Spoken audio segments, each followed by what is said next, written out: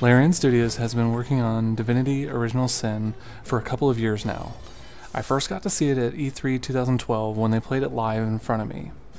If you're not familiar with Larian Studios, they have developed and maintained the classic fantasy RPG going for a few years with the Divinity series, and decided to return to their roots. In the spring of 2013, they launched a now successful Kickstarter, which gave the game the funding it needed to be bigger and more reactive, include personality traits, more and better music, and so on. I've had the game since it was released on Steam Early Access as an alpha, but I felt it was a bit too buggy and barren to show off at the time. It was clearly expressed that it was an alpha, but my coverage just didn't do the game justice.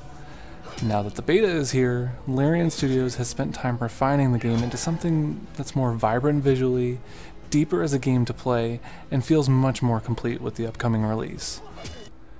Creating a character is not finalized, but gives a glimpse at the various options you'll have at creating your duo of characters and how well they can complement, balance, or otherwise dominate the game with different or similar skills and classes. For those familiar with the Baldur's Gate series, we'll be right at home.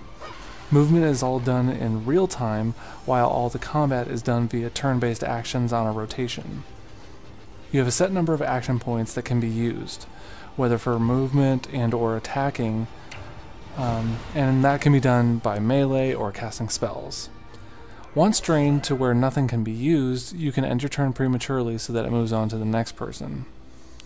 After a battle is won, you can reap the rewards by collecting loot left behind. You'll frequent hub cities. You'll be able to barter and trade your loot for gold and find better items for purchase. There's plenty of characters to talk to as well. Dialogue options can be exhaustive, spending minutes learning every detail and going back and forth with the people all over town. Even the environment is interactive. You can move chairs just because. Or put lightning into a puddle so that when an enemy walks on it, they become electrified. Waypoints are also scattered around to allow you to fast travel from one area to the next. Exploration is key.